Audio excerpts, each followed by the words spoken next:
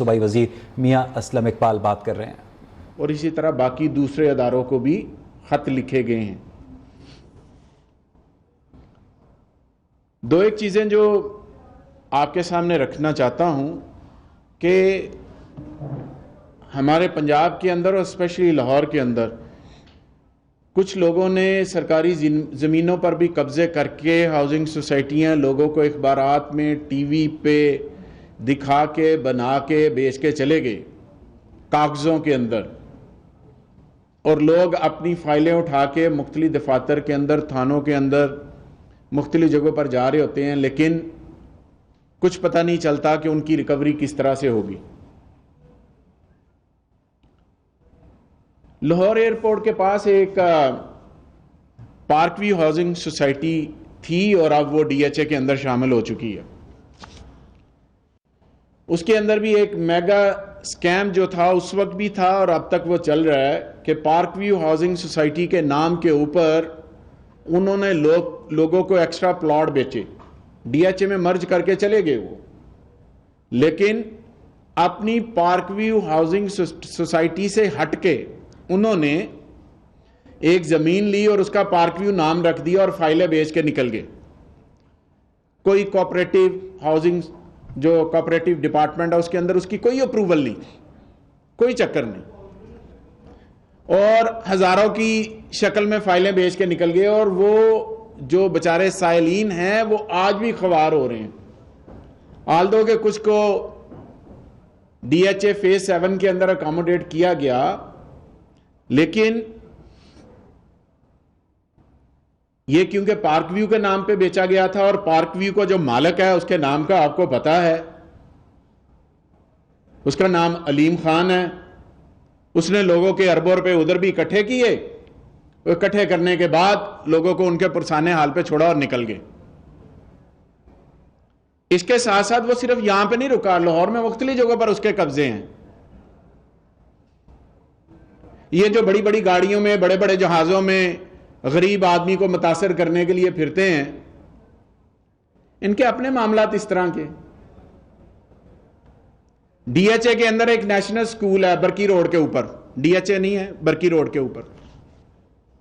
उस national school की जमीन जो अंदर डाली है वो भी कब्जे पे है और शाहिद भट्ट साहब है उधर। वो पिछले 2 सालों से ओवरसीज पाकिस्तानी है और 2 सालों से रोला डाल रहे हैं। अदालत से स्टे लिया, उस स्टे के बावजूद उसकी जमीन छोड़ने को तैयार नहीं है। और उस वक्त जब उन्होंने शिकायत की तो फेडरल लेवल से किसी का फोन आया कि जनाब इसको नहीं छेड़ना। उस वक्त पंजाब के अंदर उनकी हुकूमत थी। इन्होंने तो ऐसा भी किया है, हमारे एक दोस्त हैं, उन्हें कोई जमीन चाहिए थी। ख्वाजा साद रफीक साहब मेरी बात की जरूर तस्दीक करेंगे। अलीम खान साहब और इनके बहनोई ने उनको जमीन बेची। ये सबूत के साथ बात कर रहा हूं, बगैर सबूत के बात नहीं करूंगा। जमीन बेची और ख्वाजा साद रफीक साहब के पास ये केस आया क्योंकि पैरागन के पास था, तो उन्होंने आके कहा जनाब आपने जमीन खरीदी है। उन्होंने कहा खरीदी है। उन्होंने कहा जनाब जिनसे खरीदी है उनको मरे हुए इतना साल हो गया, ये सारे अंगूठे जाली हैं जो अलीम खान ने और इसके बिनोई ने लगवा के दिए। यानी कि उनकी दौलत की जो हवस है वो कम नहीं होनी, वो आगे की तरफ जानी है। और फिर जिस तरह से उन्होंने पैसे लेने थे वो ले लिए। खैर तगड़ा आदमी फिर तगड़े से ले ही लेता है, जो उससे सवा शेर होता है। अब आ जाते हैं रिवर एज की तरफ।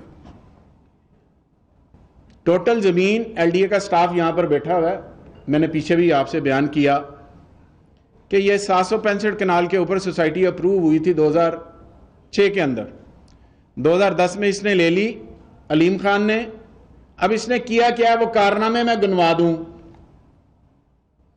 ताकि लोगों को पता चले कि ये जो कारनामे हैं ये कर क्या रहे हैं। पहला कारनामा, मेन रोड के ऊपर जब आप रिवर एज के अंदर दाखिल होते हैं, जो अप्रूव्ड प्लान है, और अप्रूव्ड प्लान भी मेरे पास मौजूद है, मैं आपको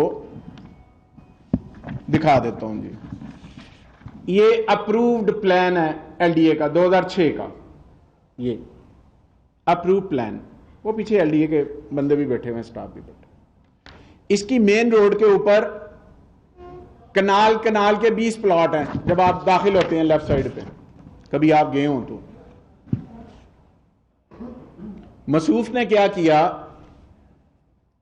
कि उन प्लाटों में से लोगों का एक कनाल 20 मरले पर होता है, उस प्लान को अमेंड किया, उसमें से 2-2 मरले निकाले और 2.5 कनाल के ऊपर अपने अब्बा जी के नाम पे मस्जिद बना दी। लोगों की जमीन मास्टर प्लान एलडीए ने मंजूर किया और अमेंड करके जिसकी 1 कनाल थी उसको 18 मरले दे रहे हैं। जाके साइज ले रहे हैं, मेरी बात को चैलेंज कर दें, मुझे कह दें मैं ठीक बात नहीं कर रहा, नहीं तो मौके पे चले चलते हैं। अब्बा जी के नाम पे मस्जिद बना दी। और जो मस्जिद और स्कूल और सड़कों की जगह होती है वो एलडीए के पास होती है, उसकी रजिस्ट्री एलडीए के पास करते हैं, आप सारे रिपोर्टर्स को पता। मस्जिद और स्कूल की जगह पर कमर्शियल प्लाट बना दिए। मैं नहीं कह रहा, मौका कह रहा। मस्जिद की जगह जहां पे मस्जिद होनी चाहिए थी वहां पे कमर्शियल प्लाट काट दिए, जहां पे स्कूल होना चाहिए था नक्शे के अंदर, जो कि है नक्शे के अंदर, इस नक्शे के अंदर जहां पे मस्जिद है, जहां पे स्कूल है, उन्होंने कमर्शियल प्लाट काट दिए और लोगों की जमीन कम करके अब्बा जी के नाम पे वहां पे मस्जिद बना दी। स्वाब की नीयत से। आगे आ जाएं। कब्रिस्तान की जगह थी 10 कनाल 75 मरले, वो भी कमर्शियल करके बेच गया। अप्रूव सोसाइटी 765 कनाल की मैं बात कर रहा हूं, अभी मैं किसी और की बात नहीं कर रहा, रिवर एज की बात कर रहा हूं। पार्क व्यू का तो नाम ही ना लें, पार्क व्यू तो है ही नहीं। 10 कनाल 75 मरले कब्रिस्तान के ऊपर उसने कमर्शियल प्लॉट काट के बेच दिए कब्रिस्तान की जगह पे ऊपर। और ये कब्रिस्तान की जमीन हो, स्कूल की हो, मस्जिद की हो, सड़कें की हो, जो एक रूल्स, कायदा, कानून, जाब्ता, उसके मुताबिक ये एलडीए उसके पास होती है। आगे चलें। अब इसने उस्तादी क्या की, उधर था एक क्रिश्चियनों का कब्रिस्तान जो बहुत पहले से आ रहा था, उस कब्रिस्तान को अपनी सोसाइटी का कब्रिस्तान जाहिर कर दिया और उसके अंदर एक छोटी सी दीवार करके कहा क्रिश्चियनों, उन्होंने रोला डाला, शोर डाला, वाह वेला किया, चली नहीं उनकी, बस नहीं चला, किसी तरीके से राजी रोजी कर लिया। उसी कब्रिस्तान को अपनी सोसाइटी का कब्रिस्तान करके दरमियान में एक दीवार कर दी और बताया कि जनाब ये कब्रिस्तान की जगह है सोसाइटी की।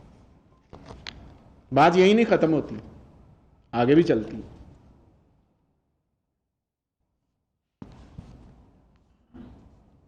एक इसने सोसाइटी के अंदर, इस नक्शे के अंदर,